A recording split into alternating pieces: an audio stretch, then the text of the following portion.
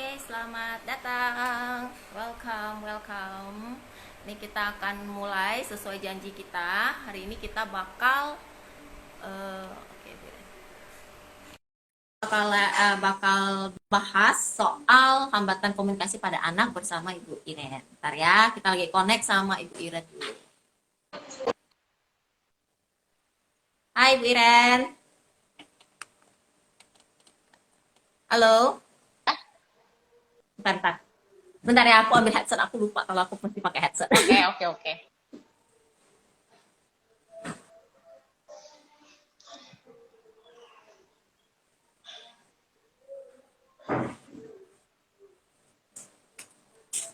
Oke, I'm back.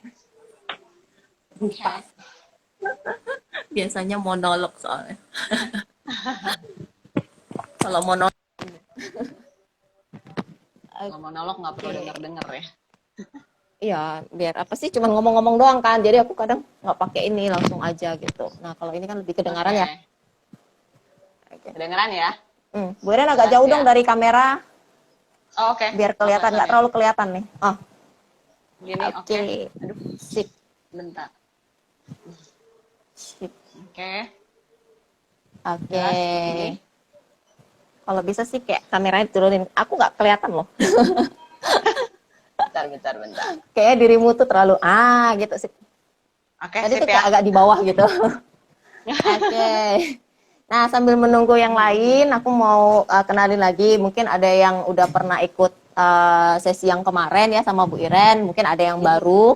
Jadi, aku mau kenalin lagi. Untuk live kali ini bareng J Package, kita kembali mengundang Ibu Iren Cunata. Jadi, ini psikolog.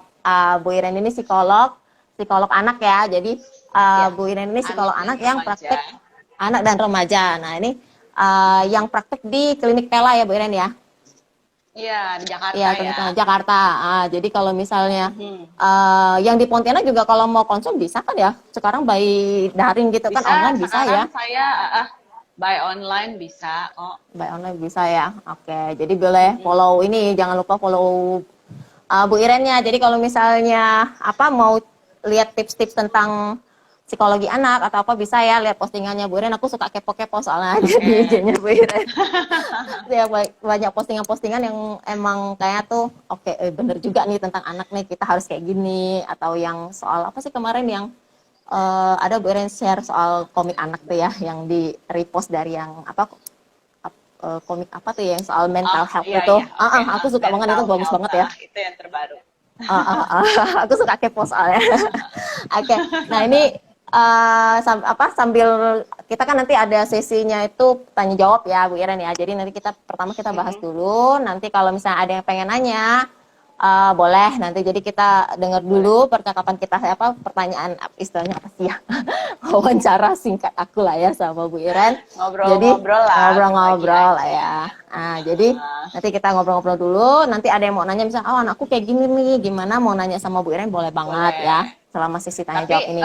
Ini ya, anaknya umur berapa? Oh iya, benar-benar ya. Jawaban akan disesuaikan dengan usia anak gitu.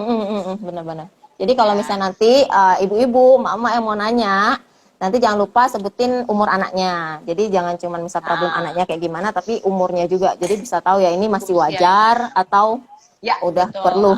perlu penanganan khusus gitu ya. Betul. Oke. Nah, yang pertama mungkin karena kita kan hari ini bahasnya kan tentang hambatan komunikasi pada anak ya. Mungkin nggak cuma aku sih, mungkin banyak banget ibu-ibu muda yang punya problem yang sama. Mungkin misalnya kayak anak nih kok kayaknya jadi kayak diem, atau dia kayak males ngomong gitu, apa memang ada kendala gitu anaknya kan. Sekalian di giveaway-nya itu. Oh ya, aku baca dulu. Nih ada satu yang sekali. Ya nanti jangan pergi ya, karena di akhir acara kita bakal undi giveaway ya Bu Iren ya. Kemarin jadi pokoknya pantengin sampai selesai ya. Jadi dapat ilmunya, bisa bisa konsul istilahnya ya, nanya-nanya sama Bu Iren gratis di sini. Kalau di sini gratis ya. boleh nanya-nanya, Oke. bisa dapat ilmu, boleh nanya-nanya, endingnya kita bisa, siapa tahu yang beruntung bisa dapat giveaway ya, lumayan ya. Jadi langsung dapat Oke. 3 gitu. Nah, ini aku udah bikin contekan yang aku mau tanya sama Bu Iren nih. Nah, jadi Oke. yang kayak tadi kan soal hambatan komunikasi. Nah, ini kan kalau yang pertama aku pengen nanya tuh, kayak anak kan misalnya di usia berapa sih dia harus udah bisa ngomong 1 2 kata, Oke. istilahnya dia mesti di umur berapa sih udah bisa bisa ngucapin 1 2 kata gitu Bu Hmm. Iren. Jadi misalnya kan ada yang Oke. mungkin telat atau ada yang mungkin cuman telat aja atau ada yang sampai yang kayak wah ini harus harus udah ngeh nih orang tuanya gitu kalau sampai di usia sekian Aware gitu dia ya. dia belum ngucapin 1 2 kata gitu. Oke, jadi kalau untuk perkembangan bicara ya kita mulai dari baby aja ya. Hmm. Sebenarnya kan komunikasi pertama, jadi yang memang pertama bayi itu harus bisa menangis. Menangis itu dalam arti dia memberitahu diapersnya basah, dia lapar, atau Cara dia dia mau komunikasi. digendong, atau dia lagi bosen. Jadi Hmm. komunikasi awal itu nangis. Jadi Hmm. kalau anak, kadang-kadang ibu-ibu baru tuh suka, aduh bayinya nangis terus panik, nggak tahu harus Oh, gimana ya. Sebenarnya menurut saya, kalau anak nggak nangis malah saya bingung gitu kan, iya kok benar. bayinya nggak nangis, ada Oh. apa gitu. Ketika dia nangis, sebenarnya dia justru berkomunikasi. Nah, masuk Hmm. usia 3 bulanan gitu, itu mulai kuing. Gitu kan. Nah, itu sebenarnya Oh, komunikasi awal ketika dia lihat muka-muka orang yang dia kenal, mulai caregiver bersuara gitu ya. gitu, mungkin Hmm. mamanya, papanya yang sering dia kenal, dia bisa ngajak Hmm. ngomong, orang bilang gitu, kayak ngajak ngomong. Nah, Hmm. mulai 6 bulan, 7 bulan tuh mulai tahap babbling. Babbling itu yang Babbling. papa, mama, Hmm. mama gitu, yang ba. Jadi Oh. mulai menutup mulutnya, pa, Oh. ma, ba gitu, 6 7 mulai bulan ya seperti itu itu. ya. Tapi memang belum Hmm. ada artinya. Hmm. Kadang-kadang orang bilang, oh 7 bulan udah panggil papa. Kadang-kadang orang bilang gitu, udah Hmm. papa, udah Hmm. panggil mama. Itu belum Oh. berarti ya, karena memang masih tahap babbling aja 6 7 bulan. Dia cuma Hmm. papa, mama gitu. Nah, Hmm. masuk usia 1 tahun, nah itu mulai deh panggil papa untuk papa. Jadi nggak Hmm. sembarangan semua laki-laki dewasa dipanggil papa gitu. Misalnya kalau Hmm. dari papanya panggil papa, atau ya tergantung misalnya kalau dada gitu, daddy misalnya kan dia Hmm. bahasakan daddy, dada gitu. Kalau mama Hmm. dibahasakan mama ya dipanggil mama. Mama akan lebih mudah dibanding ibu atau bunda. Nah, itu susah tuh Iya. biasanya. Da atau bu itu lebih susah buat anak-anak. Jadi memang yang gampang mama. Mama. Anak saya sendiri saya bahasakan manggil saya mama biar lebih gampang Hmm. gitu. Iya betul Nah, betul. masuk usia 18 bulan itu anak harus punya kosakata tunggal itu sekitar 50. Kosakata tunggal dalam arti dia bisa bilang mobil. Kalau dia lihat mobil, mobil, entah cuma bil doang, tapi dia bisa relate itu benda itu mobil. Atau misalnya, kak, Oh. kak, buka, gitu kan. Dia misalnya mau Oh. minta sesuatu, Ujung-ujung aja kak, gitu kak, ya. buka, gitu. Atau dia lihat mama, mama. Dia lihat ujung-ujung aja juga masih oke, tapi bener ya, Hmm. memang mobil dia selalu bilang bil gitu. Atau dia lihat Hmm. kucing cing atau kucing gitu. Nah, itu Hmm. 18 Jadi bulan. bukan ini ya. Sekitar 2 tahun itu Hmm. sudah ada kalau kita dibilangnya sih kenapa? Nah, berarti kalau Kalau 2 misalnya yang tahun itu sudah harus bukan sekitar kebetulan 200 istilahnya ya. kosakata tunggal. 2 tahun ya. Bukan kebetulan gitu, bukan Hmm. bukan yang babbling itu ya, baba mama Hmm. bukan gitu. Dia memang spesifik lihat papanya, dia panggil Hmm. papa. Kalau omnya lewat dia Hmm. nggak panggil om, karena dia tahu itu bukan papanya dia, gitu loh. Dia Hmm. lihat papa, papa. Dia lihat orang lain ya mungkin dia panggil dengan nama yang lain, tapi bukan papa. Jadi memanggilnya Hmm. sudah bermakna. Nah, kalau 2 Hmm. tahun itu memang terjadi kalau ahli itu bilang kayak ledakan kosakata lah ya. Jadi memang Hmm. nambah kosakatanya. Kalau disimulasi dengan benar, nambah kosakatanya banyak. Dari yang 18 bulan cuma 50 kata tunggal, 2 tahun itu jadi 200 kata tunggal 2 tahun kosakatanya. itu ya. Hmm. Selain itu, anak 2 tahun juga biasanya sudah merangkai kalimat 2 kata. Mama, Oh. sini. nggak mau, biasanya gitu. Kak dong, buka dong, biasanya gitu. Atau mau minum. Nah, kalimat-kalimatnya 2 kata minimal gitu. Nah, masuk usia 3 tahun ya harus kosakatanya sudah lebih banyak lagi, sudah tahu kata kerja, sudah mulai tahu preposisi, di atas, taruh di atas, cari bolanya di kolong, dia ngerti di kolong itu di mana. Duduk di sebelah mama, dia tahu sebelah mama gimana. Nah, itu kalau dari pemahaman. Kalau dari kosakata yang bisa dia ucapkan itu anak 3 tahun sudah kalimat 3-4 kata, kalimat panjang. Jadi udah 2 sampai Mama 3 kata mau gitu ya. minum es. Mama mau minum es, misalnya udah 4 kata. Ya, mama sini dong. Nah, misalnya seperti itu. Aku nggak mau gitu. Nah, udah 4 tahun ke atas ya itu sudah mulai bercerita. Tadi jatuh, tadi di sekolah, kan 4 tahun kan mungkin udah masuk TK kan ya. Tadi di sekolah ada yang ulang tahun, bawa kue, nah misalnya seperti itu sudah mulai bercerita. Kira-kira sih seperti itu sih ya, kalau perkembangan bicara ya, perkembangan komunikasi. Kalau misalnya yang untuk bisa diajak komunikasi Gitu. 2 arah gitu, biasanya minimal berapa tahun sih?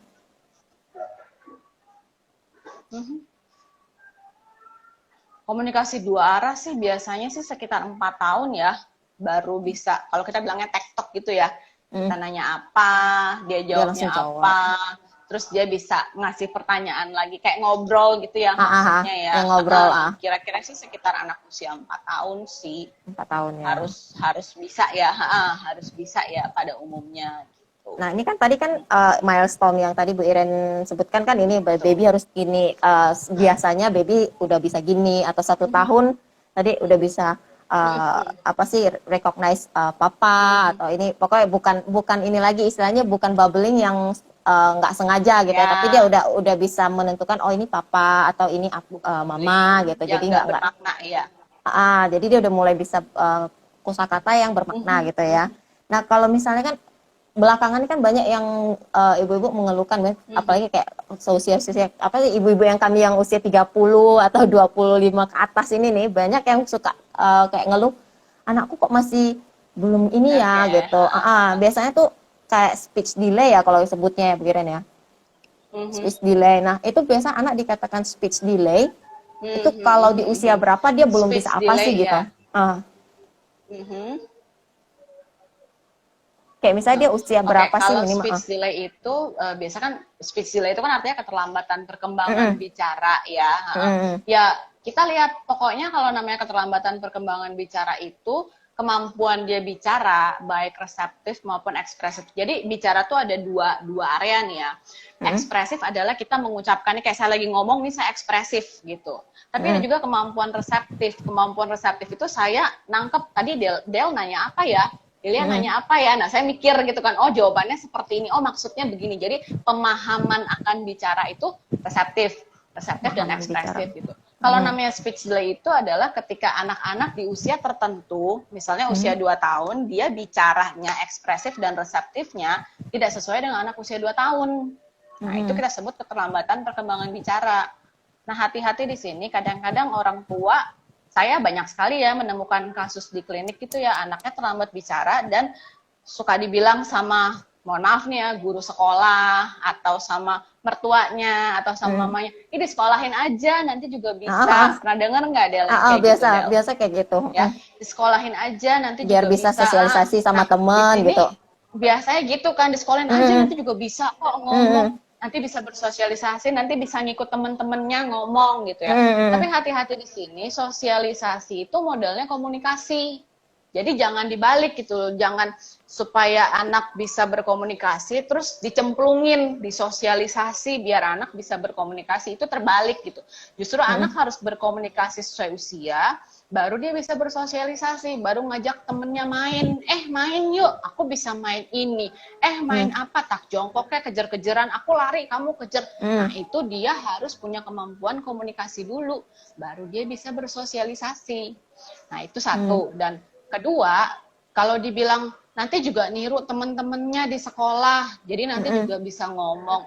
Nah di rumah aja yang orang di rumah kita bisa bayangkan lah ya, orang dewasa kan banyak kan, ada papanya, ada mamanya, mungkin ada oma, opa, ada mbaknya gitu. Itu orang-orang dewasa yang ngomongnya pasti jelas. Nah, Iya. ngomong jelas aja anak ini sulit meniru. Mm-mm. Apalagi kalau di sekolah, Di sekolah ya. yang teman-temannya banyak, mungkin teman-temannya juga ngomong yang nggak jelas. Iya, yang guru ngomong nggak cuma ke satu anak loh. Guru kan kalau namanya mengajar kan pesan diberikan kepada semua anak, apalagi sekarang online gitu Oh kan. iya benar. Nah, itu akan lebih sulit untuk mereka meniru gitu. Jadi kalau Jadi misalnya speech delay memang keterlambatan perkembangan bicara. Dibilang anak, oh gimana? ya Tadi, gimana? jadi kalau misalnya Misalnya speech 2 delay, tahun, ya speech delay itu memang anak yang mengalami keterlambatan perkembangan bicara. Jadi kadang-kadang suka ada nih di klinik gitu ya, anak 5 tahun bisa kok ngomong gitu. Ngomongnya apa aja? Ketika kita cek lah, ngomongnya sama seperti anak usia 2 tahun. Baru kalimat 2 kata, kosakatanya baru sekitar 200 kata, baru mengenal kata kerja, belum mengenal kata sifat, belum mengenal preposisi, belum mengenal besok, kemarin, tadi, nanti, itu belum mengenal seperti itu, ya kemampuan kita akan mendiagnosanya ini speech delay, memang keterlambatan perkembangan bicara, karena bicaranya ini nggak sesuai dengan anak usia 5 tahun. oh yang 5 tahun ya. Kalau misalnya, Gitu. kalau gini nih Bu Iren, kayak anakku ini ya, yang bungsu ini kan 2 tahun 2 bulan 3 bulan lah gitu. Dia udah bisa Ya. satu dua kata gitu kan, satu kata lah gitu ya, mama 3 atau bulan. Mei Juni Juli ya, 2 tahun 2 bulan, 2 tahun 2 bulan gitu. Jadi dia udah bisa mama, tapi dia bisa tapi kayak jarang gitu Bu Iren. Itu termasuk gini nggak sih? Kayak misalnya dia udah bisa mama atau mau gitu ya, tapi nggak selalu diucapin gitu. Misalnya kalau dia mau ajak kita main atau minta kita ngapain aja, dia tarik tangan kita. Walaupun kadang dia mau sih panggil mama, cuma jarang banget gitu. Itu apa karena anaknya malas ngomong atau speech delay gitu loh. Maksudnya yang dia juga kosakatanya nggak sampai, kalau 2 tahun tuh harus 200 kata kan. Kosakatanya nggak sampai 200 gitu. Harusnya 200 kata. Nah, males ngomong itu juga asumsi ya, karena kalau kita di tumbuh kembang itu nggak ada anak yang males ngomong, karena ngomong itu kan kebutuhan, ngomong itu kan komunikasi itu untuk apa sih? Untuk menyampaikan apa yang kita inginkan. Tadi saya bilang misalnya bayi nangis, kenapa ini bayinya nangis? Oh, pampersnya penuh, diapersnya penuh, atau oh dia mau makan, oh dia mau nyusu nih, udah waktunya minum susu, jadi dia nangis. Oh dia gerah nih, kita harus ganti bajunya. Jadi kalau orang bilang, oh anaknya cuma males ngomong, kalau di tumbuh kembang itu nggak ada istilah males ngomong. Itu karena bicara itu adalah kebutuhan. Setiap manusia itu pasti butuh bicara. Orang yang tunawicara aja, mereka kan pakai bahasa isyarat gitu kan untuk berkomunikasi. Mereka memang ada hambatan dalam fisiologisnya, mereka tidak bisa bicara, tapi mereka berkomunikasi loh dengan nonverbalnya itu. Jadi kalau males ngomong, kita sih nggak setuju ya dengan males ngomong gitu. Cuma begini, kadang-kadang orang tua baru ini suka membuat anaknya jadi bingung bahasa. Nah, ini juga hati-hati gitu ya. Perkembangan bicara anaknya belum sesuai dengan usia, ditambah lagi bahasa Inggris, ditambah lagi bahasa daerah, bahasa Mandarin. Sekolah kan suka gitu kan ya. Sekolah sekarang 3 bahasa gitu, bukan bilingual lagi, udah multilingual. Gitu. Pelajaran bahasa Inggris, ada pelajaran bahasa Mandarin.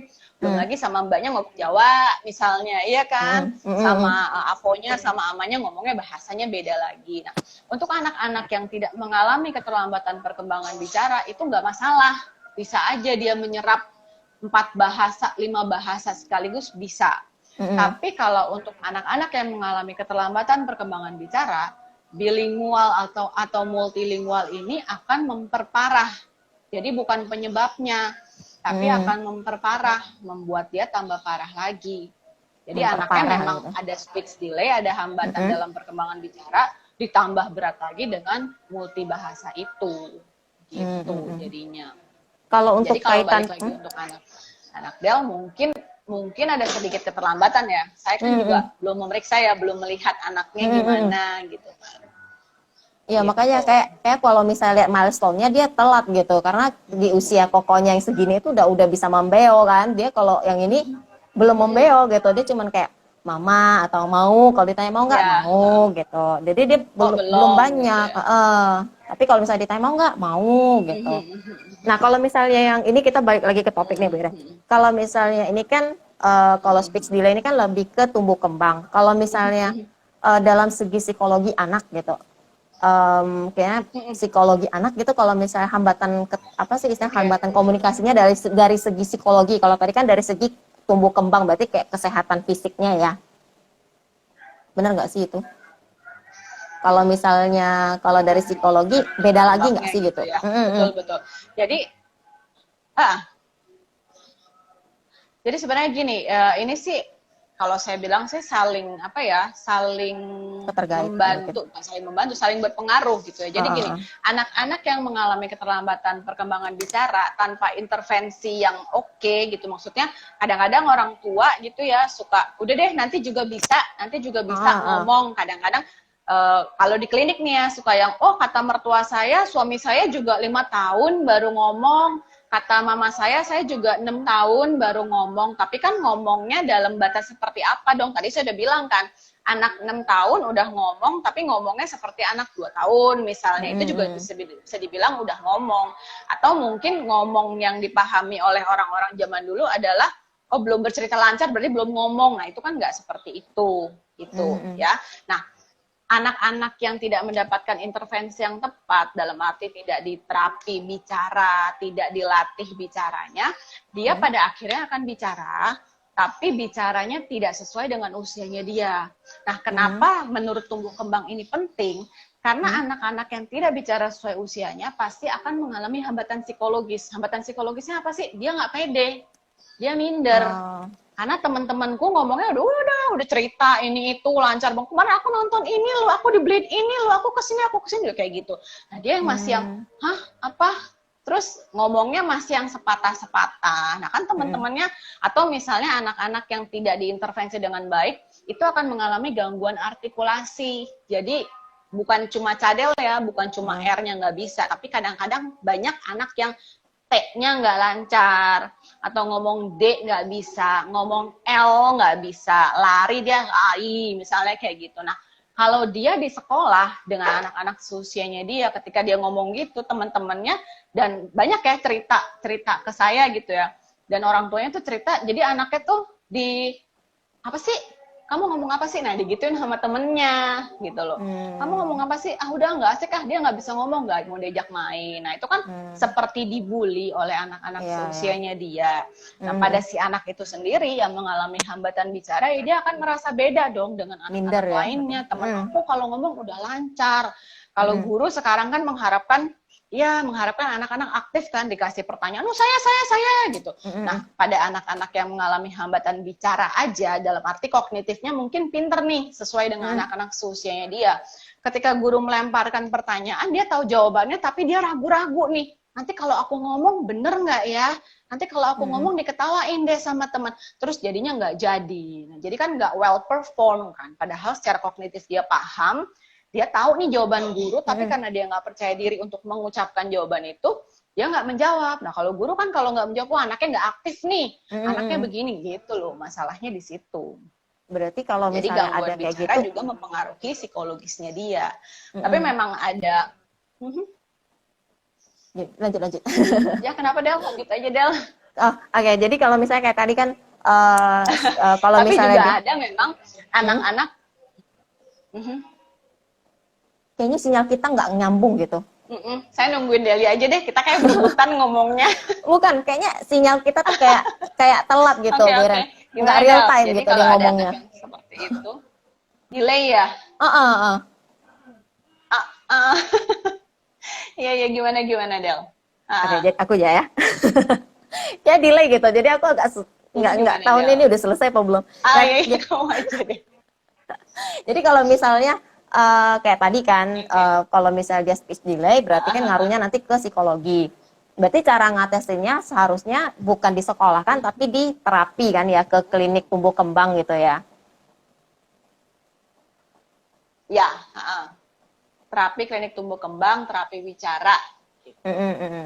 Nah kalau misalnya di usia berapa sih, misalnya kalau misalnya kita mau terapi, kadang kan misalnya misal kalau 2 tahun mungkin kadang kita orang tua masih mau nunggu dulu lah, mungkin memang belum waktunya gitu. Nah biasanya tuh di usia berapa sih orang tua udah harus Tunggu ngeh aja. gitu, udah harus notice gitu. Oh, ini harusnya ke ini nih udah dibawa ke terapi, pergi terapi nih gitu. Kalau enggak, kalau misal yang pernah aku dengar kan biasanya golden age anak itu kan 4 tahun ya Bu Iren ya.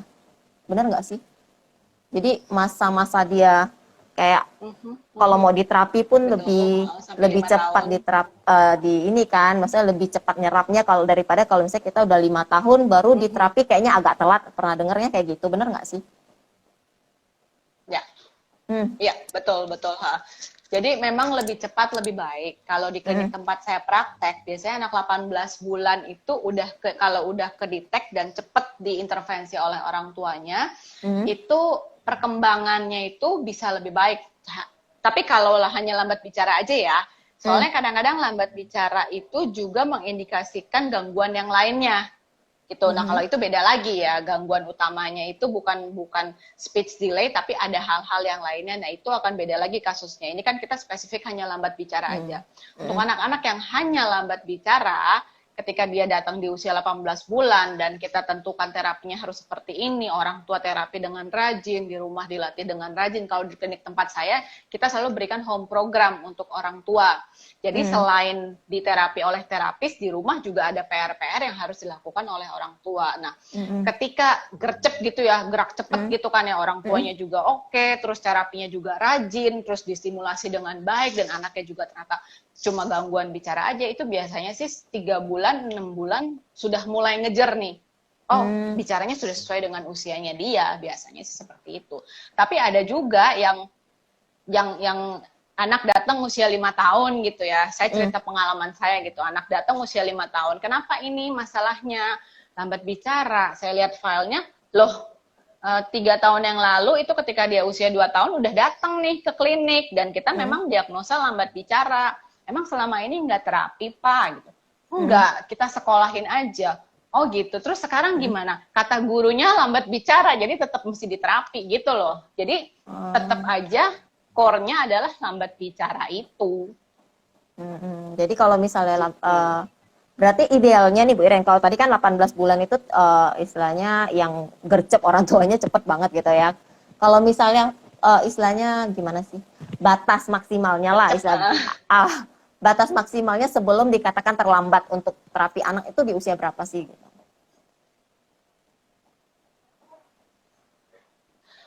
Kita sih nggak pernah bilang terlambat ya, karena kalau namanya dengan anak kan kita harus mengusahakan segala daya upaya supaya anak itu sama seperti anak-anak lainnya.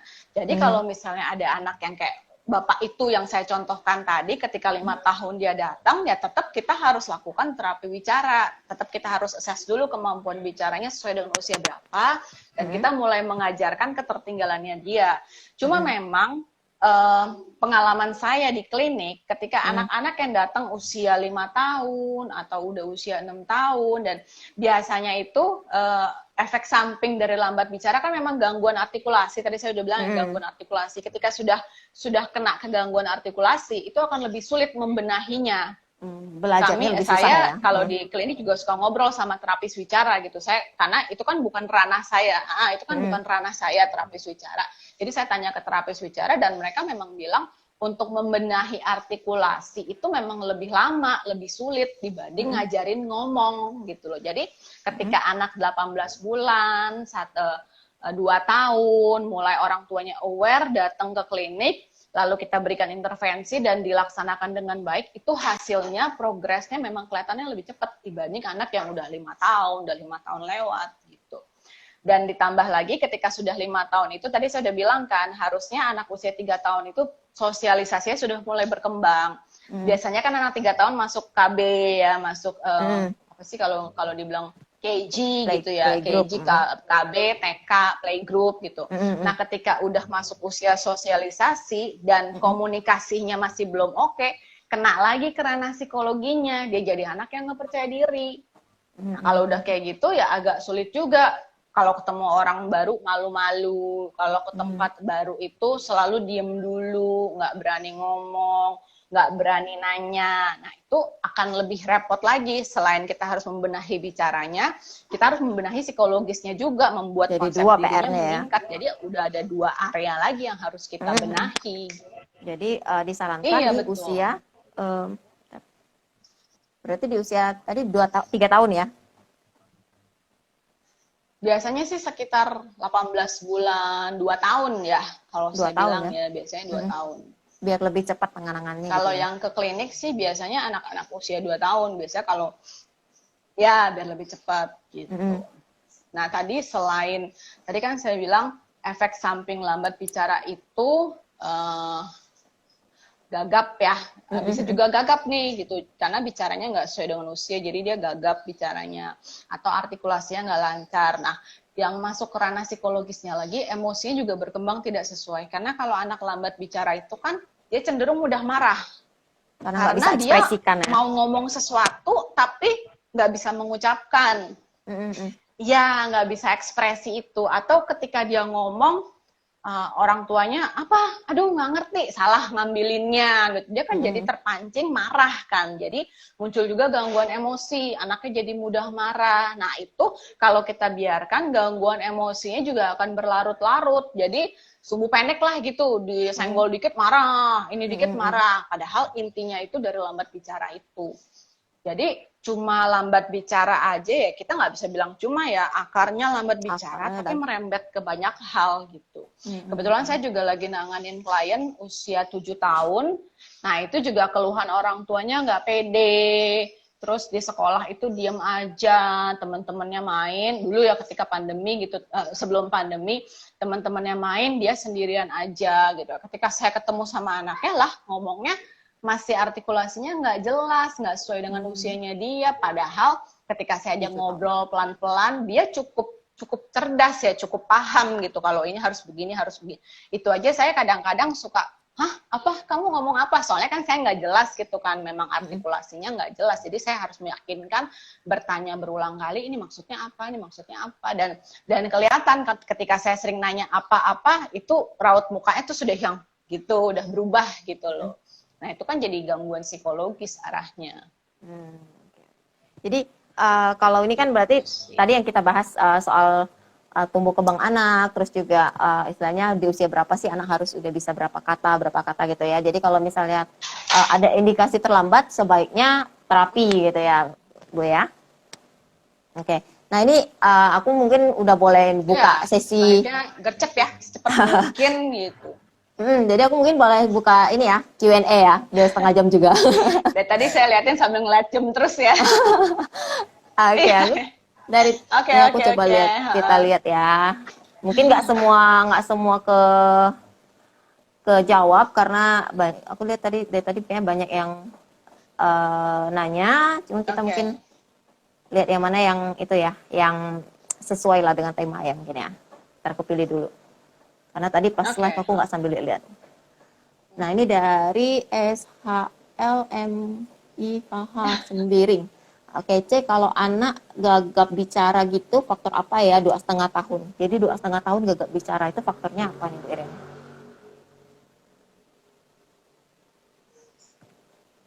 Kalau 2,5 tahun itu gagap bicara biasanya memang regulasi ya, pengaturan katanya belum tepat. 2,5 tahun itu kan sebenarnya kalau di milestone harusnya dia baru kalimat 2 kata, terus udah gitu kosakatanya sekitar 200 lebih karena udah 2,5 tahun kan.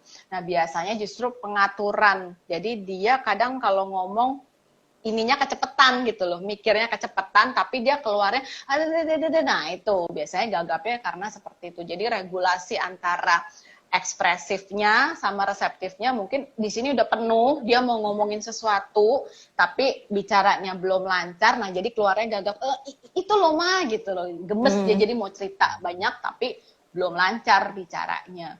Biasanya sih gara-gara itu sih. Kalau kayak gitu, perlu terapi nggak loh kalau yang kayak gitu, Bu? Atau mungkin dilatih aja gitu baik orang tua gitu? Kalau memangnya sampai iya, tapi sebenarnya kita lihat dulu ya, kalau memang sampai terhambat, tadi saya bilang kan milestone, apakah kosakatanya sudah sesuai usia, apakah pemahaman bicaranya sesuai dengan usia, apakah memang sudah kalimat 2 kata atau lebih. Nah, kalau itu semua sudah memenuhi syarat, sudah oke, dalam arti cuma gagapnya doang gitu kan. Nah, orang tua bisa dengan pelan-pelan. Tarik napas dulu, ayo pelan-pelan mama dengerin. Nah, misalnya seperti itu bisa. Tapi kalau memang ada hambatan dalam perkembangan bicara, memang sebaiknya diterapi juga ya supaya lebih cepat gitu, supaya nggak ada hambatan lainnya.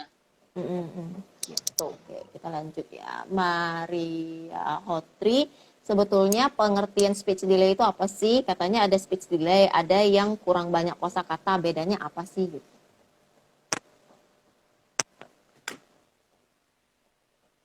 Tadi udah dijawab ya, speech delay itu kan gangguan perkembangan bicara.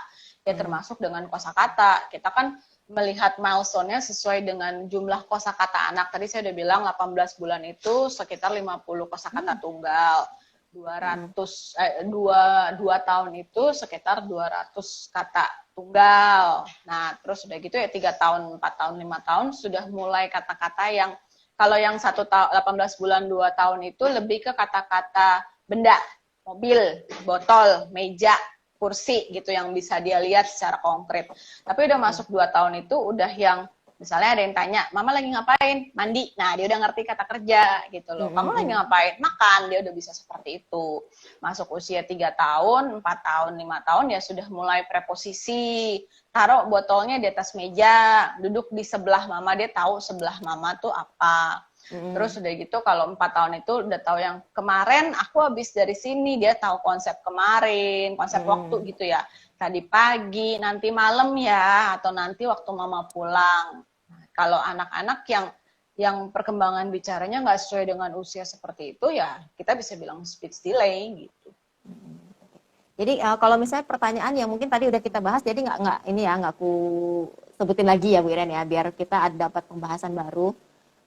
Nah, ini ada dari Brian Edward. Nah, ada pertanyaannya gini, kalau belum tumbuh gigi di usia 1 tahun, itu pengaruh nggak sih dengan bicara, dengan kemampuan bicara nantinya?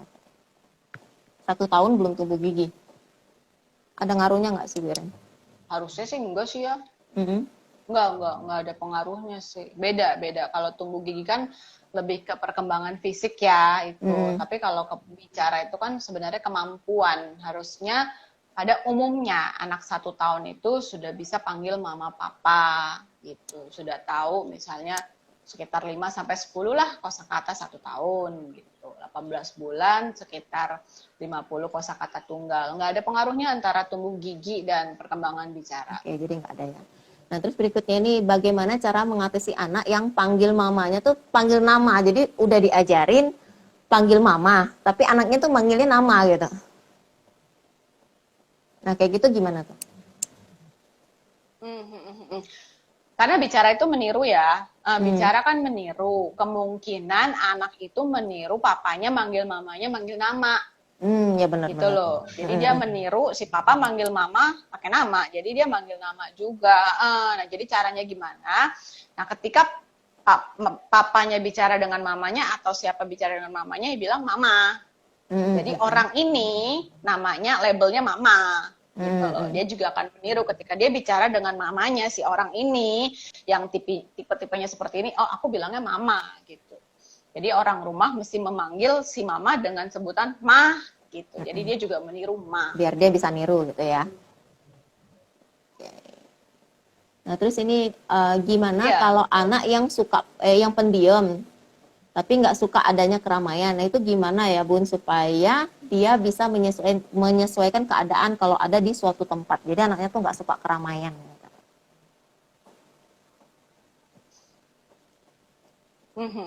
Nah, kalau nggak suka keramaian dalam hal ekstrim ya, kadang-kadang ada anak yang ketika suara berisik dia langsung tutup kuping gitu, atau tantrum atau bereaksi berlebihan. Itu sebenarnya arah kesimpulan kita mungkin ada gangguan sensori. Jadi kan kalau sensori kan ada pendengaran, penglihatan, penciuman, perabaan, terus ada balancing sama vestibular, sistem kerja otot. Mungkin anak ini sensori auditorinya terlalu sensitif. Jadi suara-suara yang menurut kita biasa-biasa aja kayak vacuum cleaner, blender, atau suara-suara keras gitu. Nah, bagi dia itu nggak nyaman karena dia super sensitif.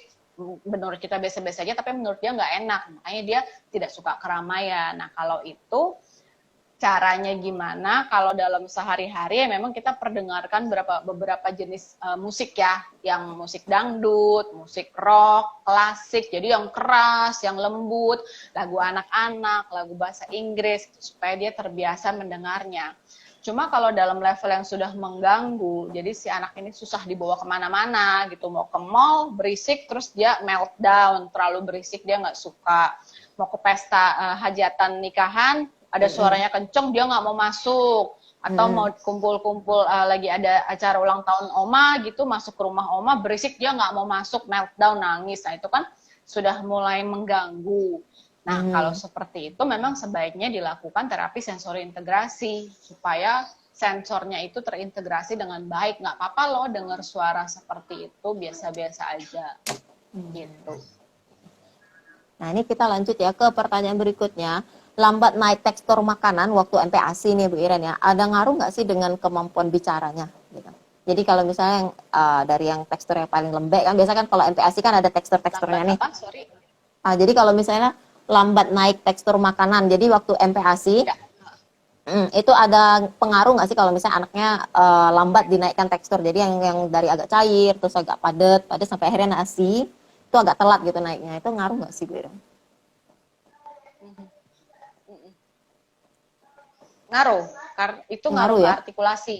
Jadi kan kalau anak makan keras itu kan dia mengunyah, kalau mengunyah itu kan lidahnya kan terlatih dong ketika dia gitu kan mengunyah otot-otot pipi bagian dalamnya, pipi bagian dalam semua kan tersentuh dengan tekstur-tekstur nasi yang lebih keras dibanding bubur cair atau nasi tim gitu kan.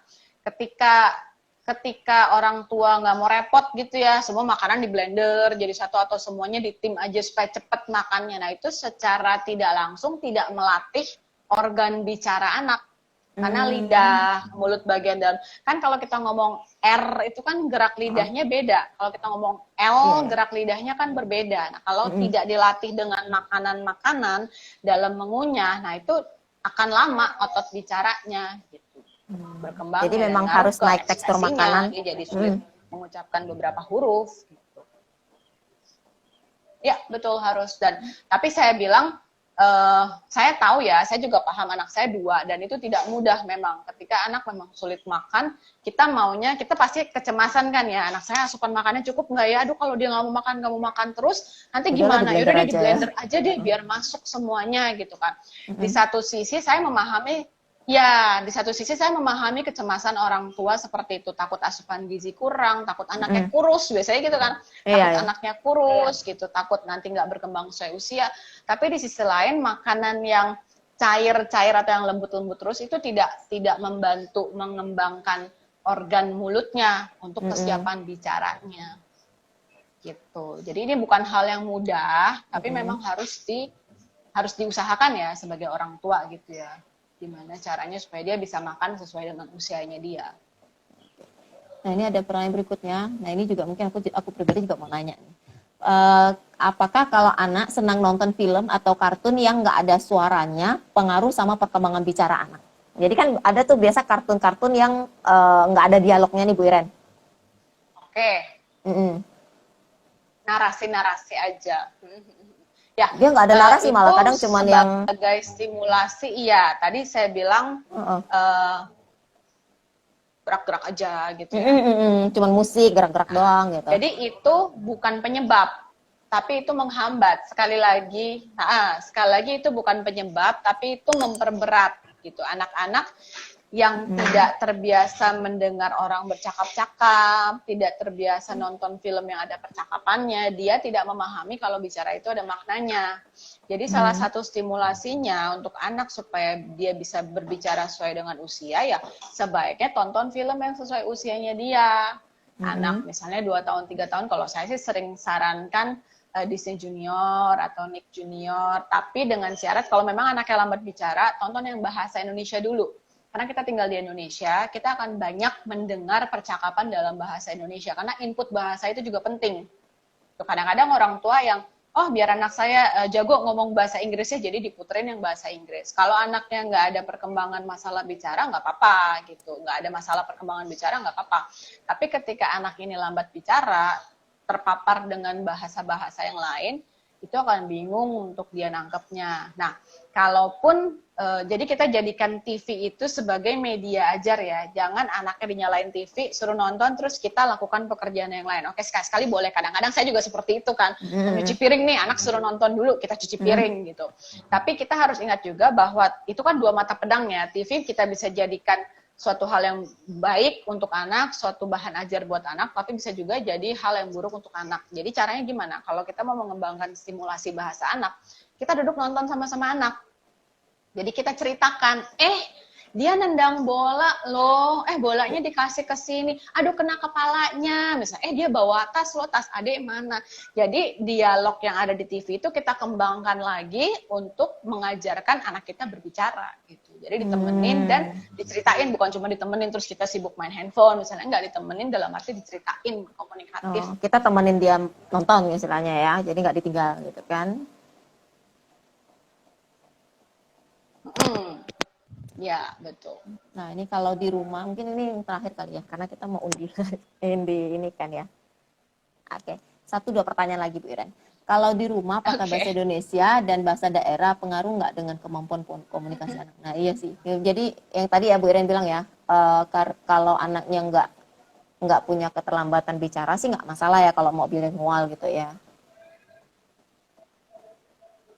Nggak apa-apa, nggak masalah.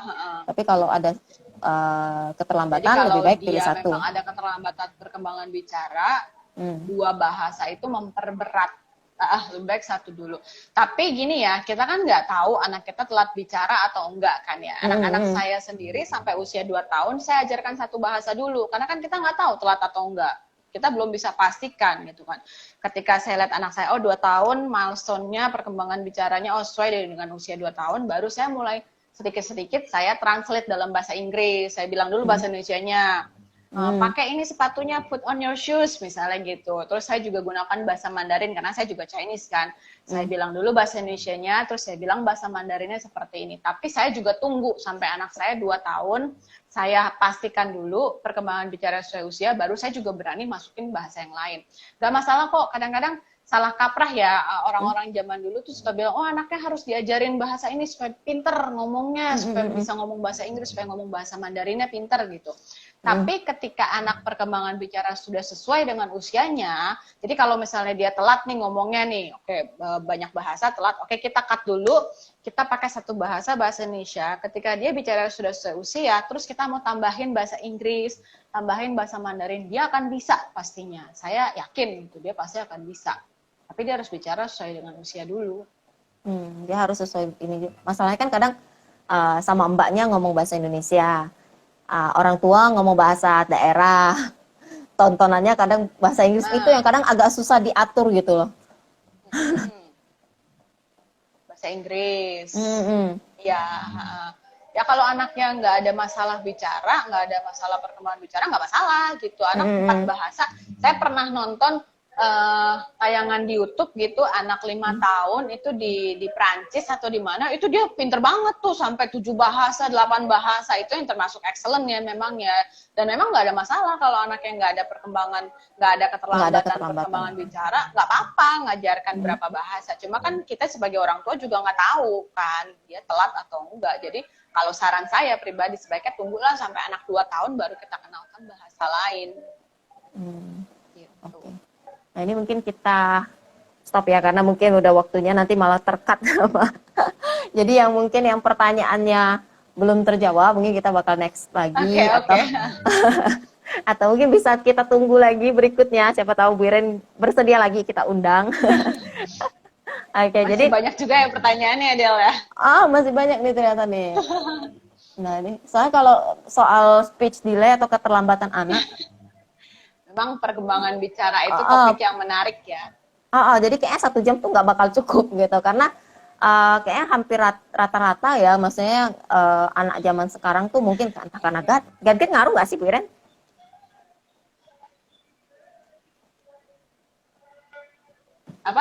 Apa ngaruh Kalau nggak? misalnya kebanyakan Gadget. Oh, gadget, gadget ya? Betul nggak? iya iya, ngaruh nggak sih itu? Gadget itu sama, gadget itu memperberat. Bukan penyebab ya? Jadi bukan penyebab. Banyak orang tua yang datang ke saya ini gara-gara saya sering dikasih gadgetnya papanya, biasanya defense kan, mamanya bilang papanya sih sering kasih gadget, atau papanya bilang mamanya sih sering kasih gadget gitu. Biasanya seperti itu. Tapi gadget itu memperberat, tapi bukan penyebab utama. Kalau tanya kepada kita di tumbuh kembang, penyebabnya apa sih? Lambat bicara. Jadi perkembangan di otak, kan otak kita kan ada pusat-pusat, pusat berpikir, pusat merasa, pusat bicara, pusat-pusat yang lainnya kan. Nah, perkembangan anak pada pusat bicaranya itu mengalami keterlambatan. Nah, itu baru kita bisa bilang anak ini memang lambat bicara. Jadi penyebabnya gitu. Perkembangannya di pusat bicara memang telat, tapi diperberat dengan multilingual, terus kebanyakan nonton TV, tidak diajak ngomong, kurang stimulasi atau terlalu banyak gadget. Oke, jadi berarti gini kesimpulannya nih Bu Iren ya. Saya mau tambahkan juga nih ya, mumpung kan kayak kadang-kadang banyak orang tua, tunggu, saya mau tambahkan dulu, banyak orang tua yang ngasih anaknya makan sambil nonton gadget, nonton YouTube, atau lihat gadget. Nah, ini juga hati-hati ya, karena anak-anak yang seperti itu biasanya sensasi makannya hilang, gitu loh. Jadi dia nggak merasakan ini panas, atau asin, atau manis, dan sensor kenyangnya tuh justru nggak berfungsi dengan sebagaimana mestinya, karena sambil nonton disuapin, kunyah telan, kunyah telan. Jadi dia nggak tahu dia udah kenyang atau dia masih lapar. Memang lebih mudah ya sebagai orang tua, kita lebih mudah, oh dia nonton suapin aja, biar diem gitu. Memang lebih mudah buat kita, tapi untuk anak itu sensor kenyang, sensor laparnya, iya biar diem gitu. Sensor kenyang, sensor laparnya tidak berkembang sebagaimana mestinya. Jadi harus gimana? Lebih baik ketika makan kita sambil ngobrol. Ayo buka mulutnya, pakai ikan, pakai wortel ya, ini mama potong wortel. Jadi kita sambil ngobrol. Atau misalnya bawa mainan dia, mobil-mobilan, boneka-boneka. Jadi sambil memainkan, tapi mainan yang live gitu, yang bisa dia pegang, bisa dia mainkan. Gitu. Oke, jadi kesimpulannya nih Bu Iren, dari semua yang kita udah bahas, kesimpulannya istilahnya kalau misalnya anak usia 1 tahun, standarnya itu mesti punya 50 kosakata tunggal ya, atau 2 tahun 200 kosakata tunggal. Tapi kalau misalnya kurang dari itu atau masih anaknya masih atau masih istilahnya belum banyak nih dia ngomong, atau masih nggak jelas dia ngomong, 2 tahun lah ya Bu Iren ya, lebih disarankan untuk terapi ya, ke terapis bicara ya.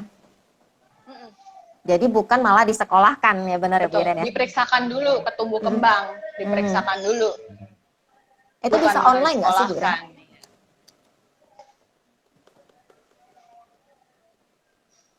Kalau di tempat saya nggak bisa online, karena kan kita harus memeriksa banyak hal kan, gitu, struktur mulutnya, apakah dia mendengar, terus respon dia, sosialisasinya dia, itu kan banyak hal juga yang kita harus periksa, fisiknya gimana, apakah jalannya sudah sesuai usia. Jadi kalau di tempat saya belum memungkinkan untuk online gitu, tempat saya praktek.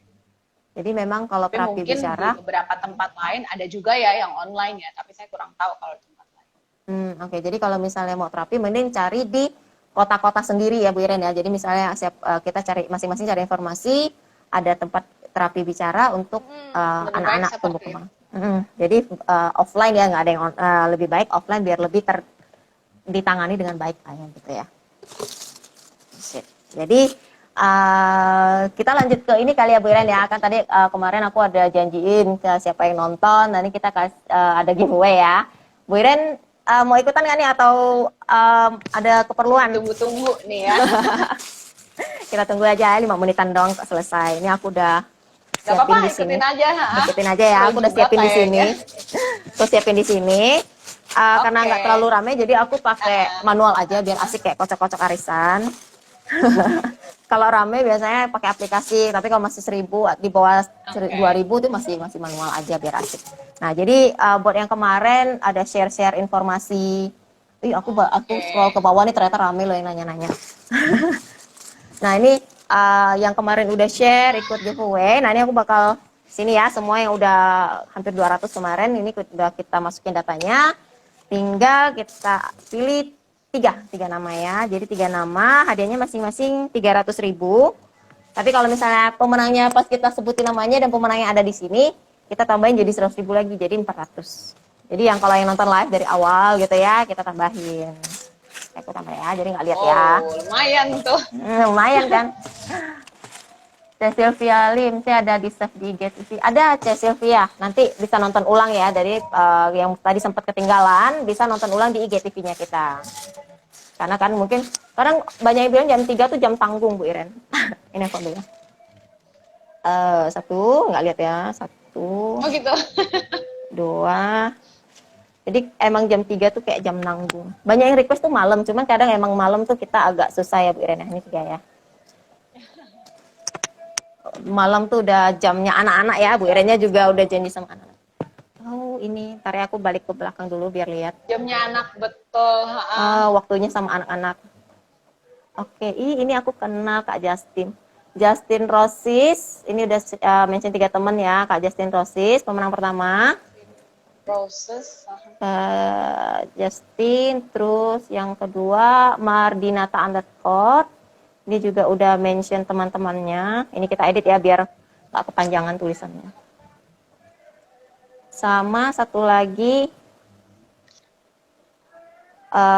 Faisal Junior 2908. Yang nggak nonton hangus kan? Nggak hangus kok. Cuman kalau yang nggak nonton dapatnya cuma 300. Tapi kalau misalnya yang nonton, Kak Justinnya ada tuh, Kak Justin Roses. Nonton dapat lebih. Kalau yang nonton nongol dapat 400. Kalau yang nggak nonton nggak hangus kok. Jadi yang nggak nonton dapatnya 300. Tapi kalau yang nonton dapat 400. Nah ini Kak Justin Rosesnya ada nih nongol nih Kak Justin Roses.